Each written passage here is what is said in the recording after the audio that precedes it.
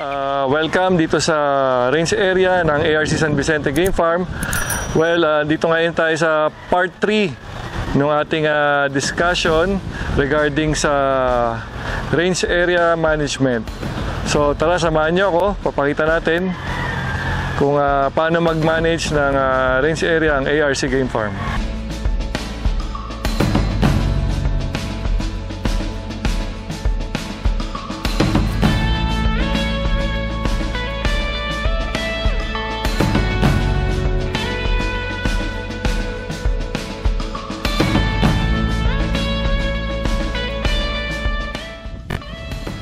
Kay ARC, mapapansin nyo ngayon meron tayong foot bath. Ito yung ating number 1 procedure dito bago kayo pumasok sa ating range area. Tawag natin dito yung foot bath para sa ating biosecurity.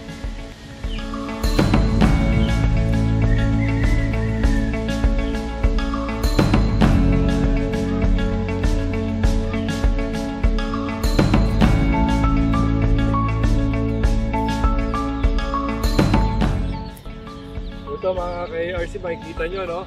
Ito yung ating mga day old. So number 1 pa rin talaga dito, laging malinis.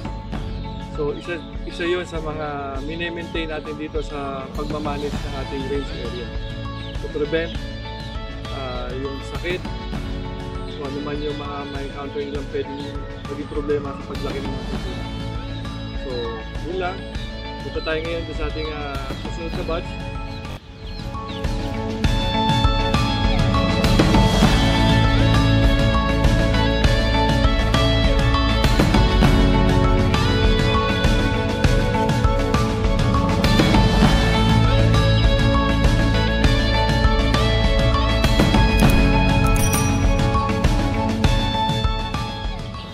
Hello kay ARC, hello.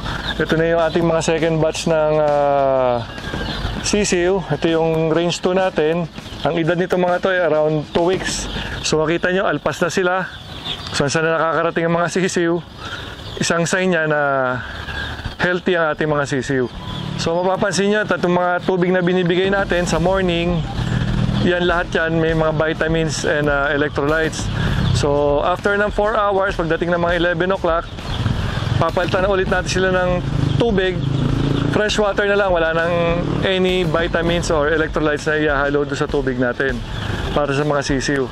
So yan, makikita nyo, malinis naman ang paligid, hindi natin maiwasan yung mga ipa, normal naman niya, kinakalaykay ng mga sisiw, lumalabas galing sa loob ng brooder. So mga brooder nila na yan, every 3 days, depende. Minsan 2 days nagpapalitan tayo ng ipa. Kung makikita natin marumi na kahit wala pang 3 days, palit na tayo para to maintain pa rin yung cleanliness nila. Besides yung ammonia na amoy ng dumi ng mga sisiw, masama yun syempre sa pag naamoy na ng mga sisiw natin, pwede mag-cause ng pagkakaroon ng sipon, ng halak ng mga sisiw natin. Dito mapapansin nyo, no, hindi natin maiwasan, minsan may bagsak ang pakpak, minsan may matamlay. Maraming pwedeng cause nung mga physical na nakikita natin sa kanila sa sisiw na which is dapat maging alerto tayo, especially ang mga tao natin. Dapat lagi nating nakakausap yan, binibriefing din natin every morning ano yung mga dapat nilang inoobserbahan sa sisiw nila bukod sa kain, bukod sa dumi nila. Yan, number 1, yung sign nila, yung balahibo, minsan ang pakpak nila nakalaylay. Maraming pwedeng possibility, no? So sa umaga, normal yan, nilalamig, giniginaw. Hulihin nyo yung sisiw nyo, tignan nyo kung kulang ang katawan, kung hindi nakakain ng maayos.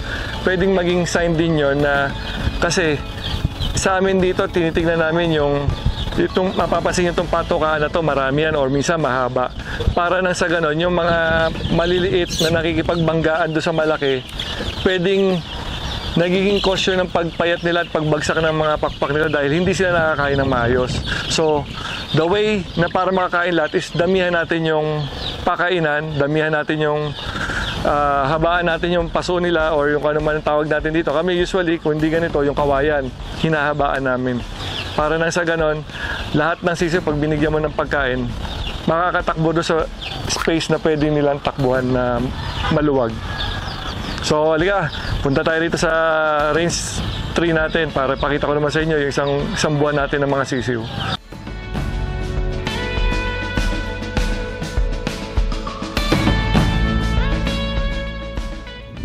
ARC, mapapansin nyo, no? Yung mga yan, saan na nakakarating, in-explore na nila itong range natin. So, ibig sabihin, isang sign yan na maganda yung pakiramdam ng mga sisiw natin.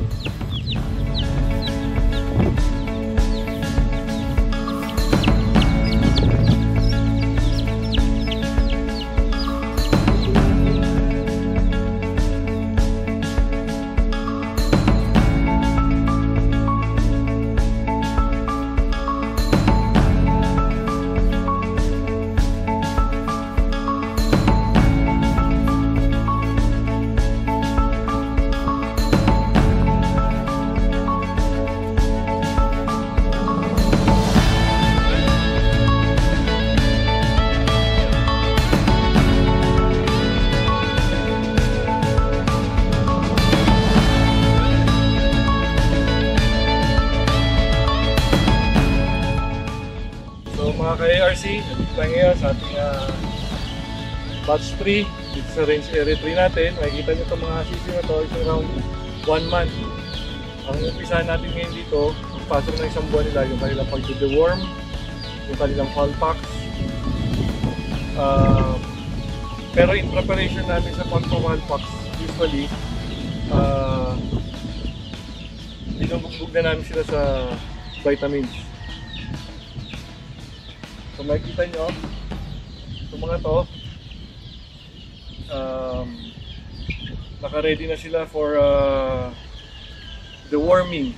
Actually, tapos na to ng fowl packs.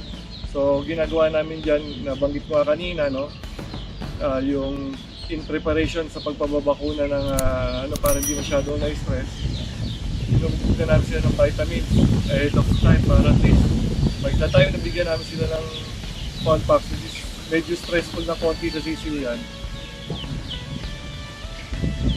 Dadagdagan na rin namin ang kain nila para kaya nila yung stress na ibibigay natin sa pagpapabigay ng fowl pack. So yan din, malinis. Number 1 talaga na rule namin dito sa ARC, yung case ng linis talaga sa farm. Ito siguro in about another month, umpisa na natin silang tanggalan ng ilaw. Sasara na natin yung So yan, di-discuss natin. Pupunta naman tayo ngayon doon sa fourth batch natin, yung ating 2-month-old na sisiw. Tara, samahan niyo ako.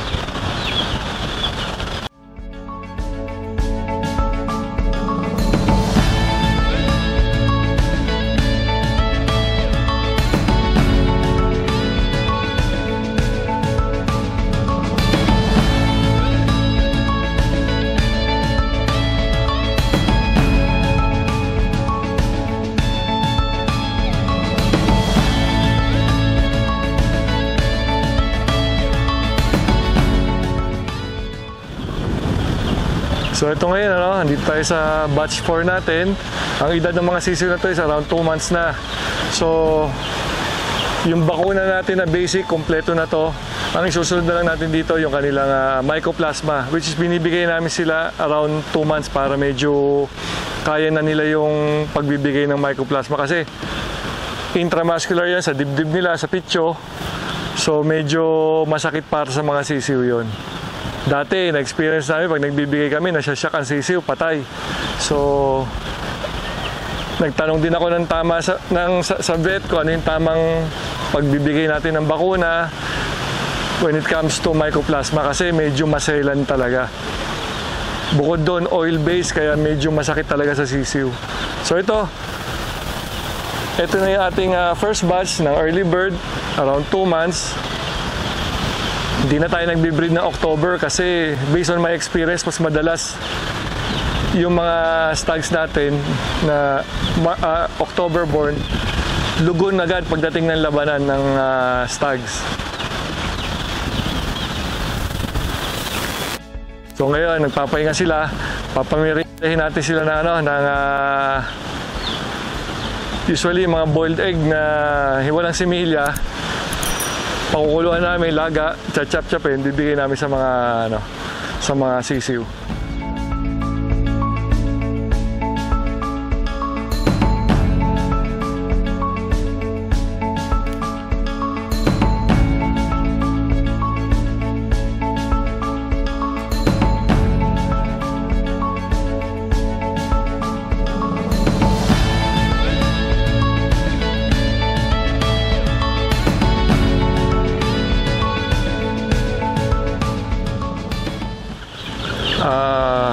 Mga ka-ARC, I hope meron kayong natutunan dito sa ating munting discussion regarding sa ranging management. Yung ating part 4, didiscuss naman natin yung preparation na ginagawa ng ARC para sa banding or pagkakabit na ng wing band ng mga associations natin. So, yung before and after na ginagawa ng ARC in preparation bago sila at saka pagkatapos sila kabitan ng wing band. So, yun nga pa lang muli. Ito nga po muli si Christopher Chu ng ARC Game Farm. Maraming salamat po.